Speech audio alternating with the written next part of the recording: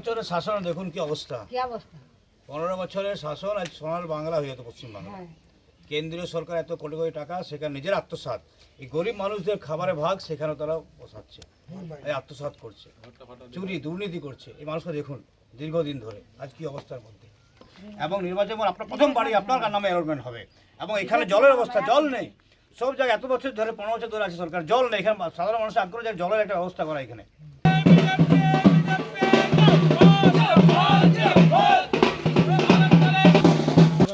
আরে ভোট দিতে পারেন না আপনারা, আমরা সব জানি এখানে এই গ্রামটাতে, ঠিক আছে? এবারে শক্তিভাবে ভোট দিবেন, ঠিক আছে? কেন্দ্র বাহিনী থাকবে, কোনো ভয়ের কোনো কারণ নাই।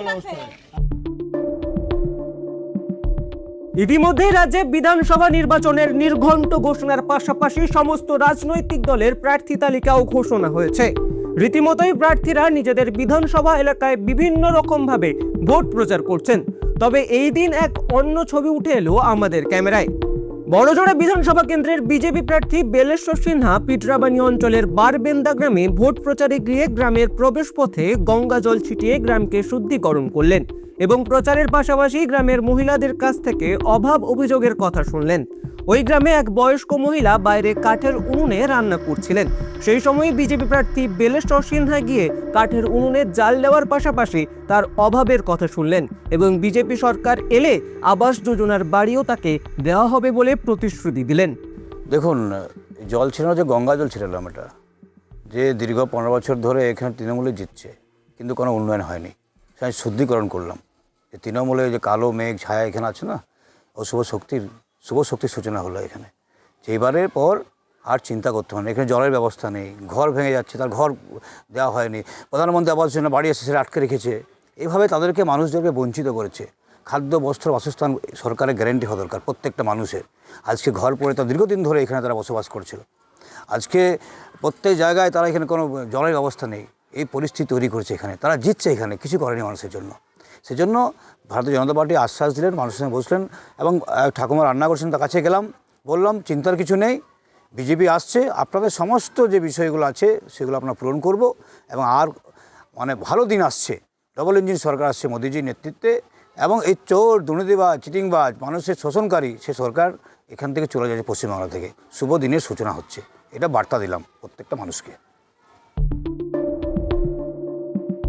তবে এই বিষয়কে কটাক্ষ করতে ছাড়েনি গঙ্গাজলঘাটি ব্লক 1 তৃণমূল কংগ্রেসের সভাপতি দেবাশিস বাজপাই। খবর পেলাম ভারতীয় জনজাল পার্টির প্রার্থী, তিনি আমাদের গঙ্গাজলঘাটি ব্লক 1 সাংগঠনিক যে ব্লক, সেখানে পিটরাবনি অঞ্চলের বারোবেন্দায় গিয়ে তিনি গঙ্গাজল ছিটিয়ে বলেছেন বাংলায় নাকি কোনো উন্নয়ন হয়নি, তাই বিজেপিকে আপনারা ক্ষমতায় আনুন।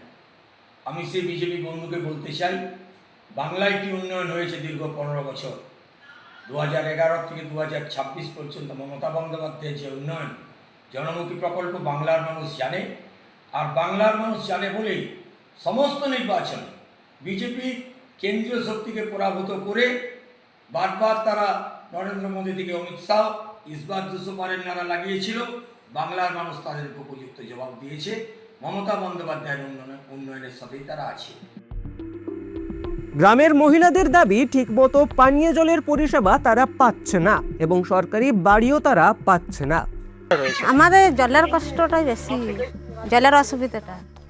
আমার কোনোখানে জল নাই, আমাদের যেদিকে যাবো সেদিকে আমাদের জল নাই, আমাদের এখানে একদম জল নাই। আর কি সমস্যা রয়েছে? সমস্যা এবার দেখতে হবে তোমাদেরকে।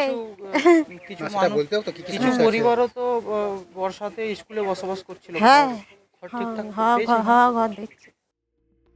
বিভিন্ন রাজনৈতিক দলের প্রার্থীরা যেমন বাড়ি বাড়ি গিয়ে ভোট প্রচার করবেন, তেমনি ভোট আসবে যাবে। তবে এই গ্রামের ছবি কি পাল্টাবে? সেদিকেই এখন তাকিয়ে রয়েছে এলাকার মানুষ। টাইমস নাও খবর।